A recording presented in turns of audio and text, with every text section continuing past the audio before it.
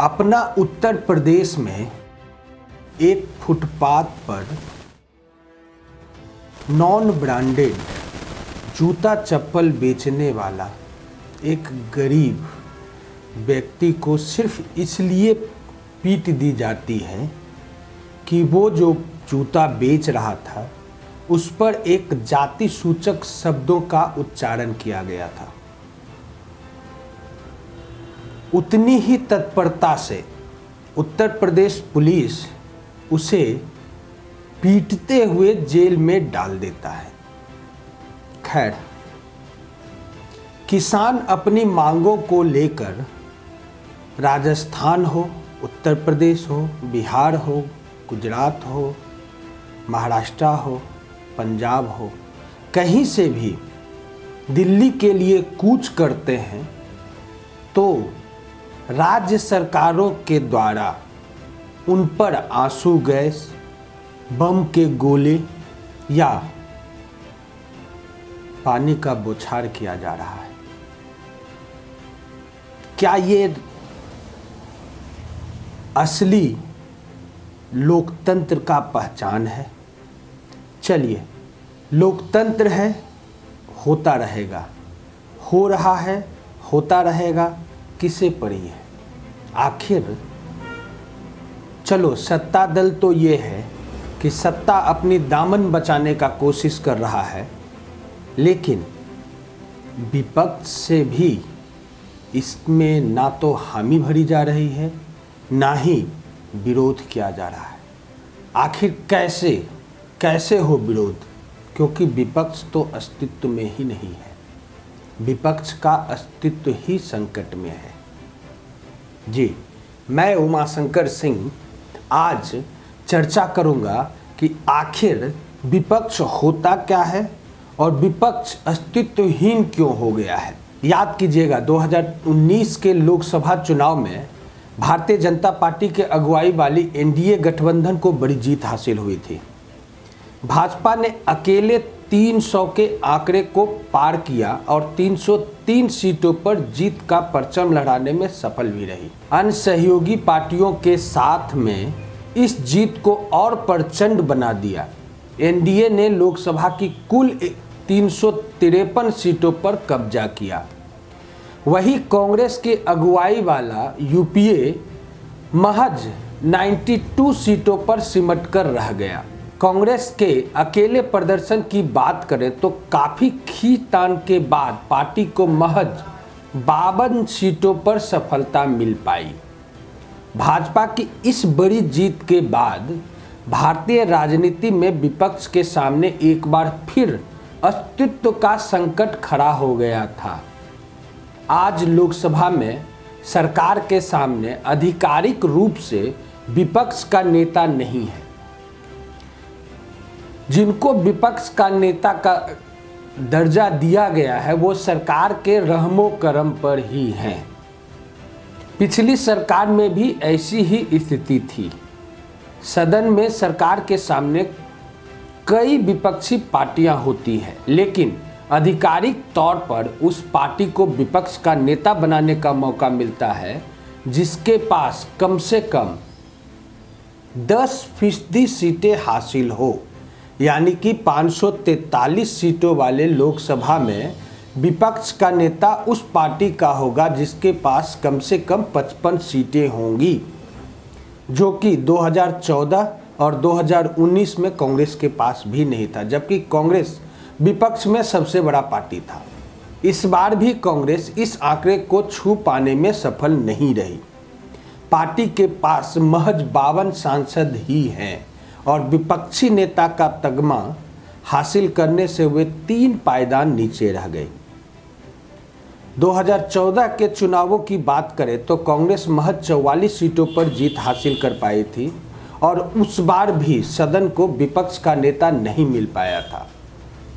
मोदी राज में न सिर्फ विपक्षी पार्टियां बल्कि विपक्ष के नेता के अस्तित्व पर संकट गहरा गया है।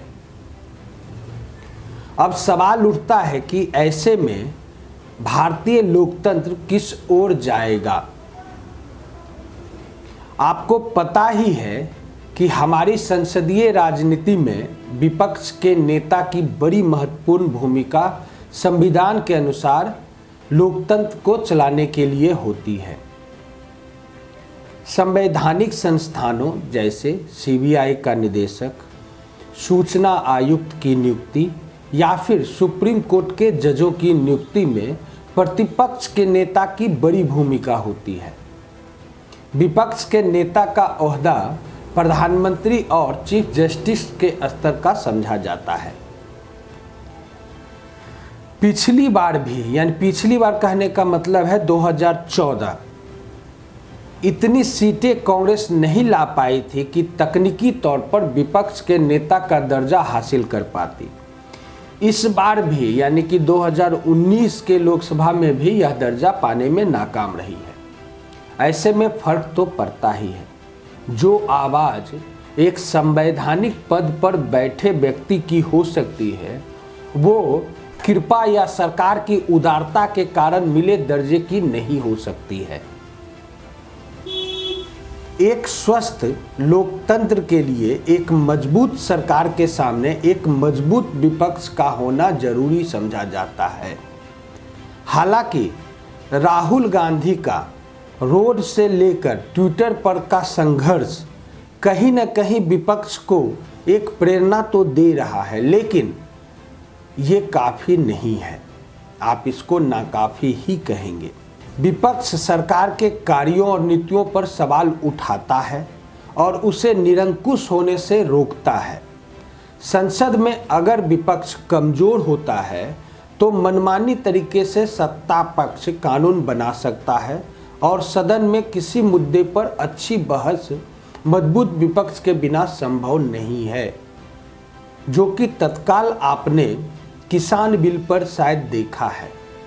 राज्यसभा टेलीविज़न को म्यूट कर दिया जाना, हड़बड़ी में एक कानून बना देना, यही नहीं एनआरसी और एनपीए के मामले में भी लगभग यही हुआ था। खैर, भारतीय लोकतंत्र इस बात का गवाह रहा है कि जब भी अटल बिहारी वाजपेयी, भैरव सिंह शेखावत, लाल कृष्ण आडवाणी जैसे नेता संसद में बोलते थे तो सत्ता पक्ष उनकी बातों को संजीदगी से सुनता भी था।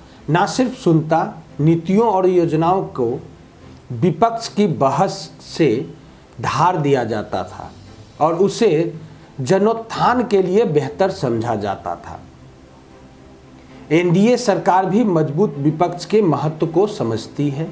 भाजपा के वरिष्ठ नेता तरुण विजय ने कभी कहा था कि विपक्ष धारदार, असरदार, ईमानदार हो तो सरकार उनसे डर से कांपता है।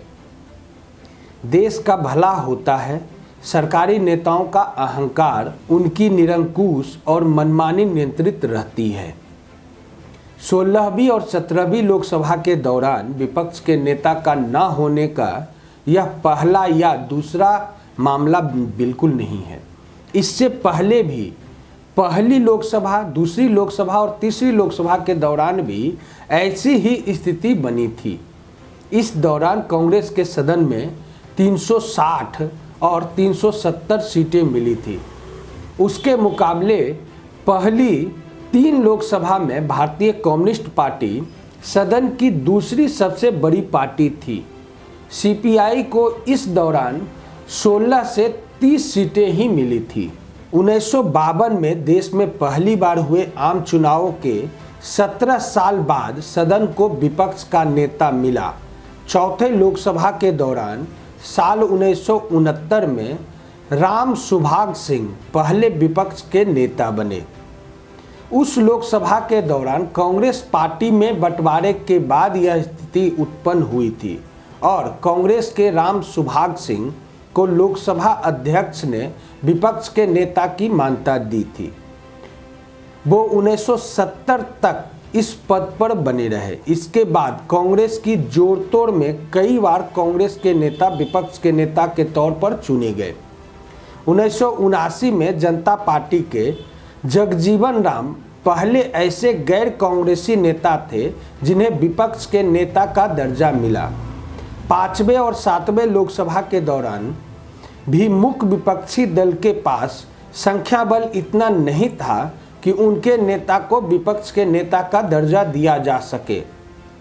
पहले के मुकाबले अब नेता प्रतिपक्ष की जरूरत संसद को कितनी है, ये सवाल है। मेरा मानना है कि पहली और दूसरी और तीसरी लोकसभा का जो दौर था वो नेहरू का दौर था। उस वक्त लोकतंत्र की नींव रखी जा रही थी। संविधान निर्माताओं ने जो स्वरूप बनाया था उसकी सख्ती से पालन किया जा रहा था। विपक्ष के नेता के प्रति नेहरू के मन में बड़ा आदर था और वो आलोचनाओं को भी आमंत्रित करते थे। कई बार संसदीय भाषण में उन्होंने खुद कहा था कि मेरी आलोचना मेरे सामने करने में कोई संकोच नहीं किया जाए। उस दौर में नेता प्रतिपक्ष की भूमिका उतनी खली नहीं होगी, लेकिन आज के दौर में थोड़ी आशंकाएं होती है।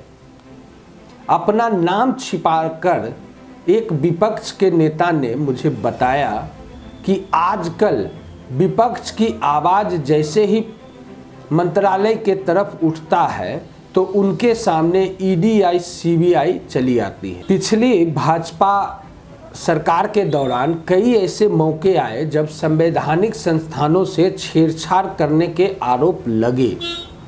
पिछली सरकार के दौरान कुछ चीज़ें पहली बार हुई, जैसे कि सुप्रीम कोर्ट के जजों का प्रेस कॉन्फ्रेंस करना। आरोप लगाया गया कि न्यायपालिका के कामकाज को प्रभावित करने की कोशिश की जा रही है। माना जाता है कि विपक्ष अगर मजबूत हो तो सरकार को अनेक बार अपने कदम वापस खींचने पड़ते हैं और वो निरंकुश नहीं होती है। अतिशय बहुमत निरंकुशता की ओर ले जाती है। ये स्थापित सिद्धांत भी है और इतिहास में इसे बार बार साबित किया गया है। अगर पिछली बार मजबूत विपक्ष होता तो संवैधानिक संस्थाएं या संस्थानों से छेड़छाड़ के आरोप सरकार पर नहीं लगते। तो हमारे लोकतंत्र में जब विपक्ष मजबूत होगा तभी सरकार निरंकुश नहीं होगा। आज भारतीय लोकतंत्र पर बार बार उंगलियां उठाई जा रही है कि सरकार निरंकुश हो चुकी है, वो सिर्फ अपने मन की बात कर रही है, पब्लिक की नहीं सुन रही। तो इसमें जितना सरकार गुनहगार है उससे कहीं ज़्यादा विपक्ष गुनहगार है, ऐसा मुझे लगता है। तो एक स्वस्थ लोकतंत्र के लिए विपक्ष का मजबूत होना बहुत ज़रूरी है। वैसे आप तो भाग्य विधाता हैं, आपने ही चुनकर भेजा है तो सही ही भेजा है। फिर भी लोकतंत्र की परिपाटी है, लोकतंत्र को आगे जाना है, जाता ही रहेगा, लेकिन निरंकुशता कंट्रोल में हो तो बेहतर है। आज के लिए इतना ही। आप हमारे फेसबुक और यूट्यूब चैनल को यूं ही लाइक और सब्सक्राइब करते रहें। नमस्कार।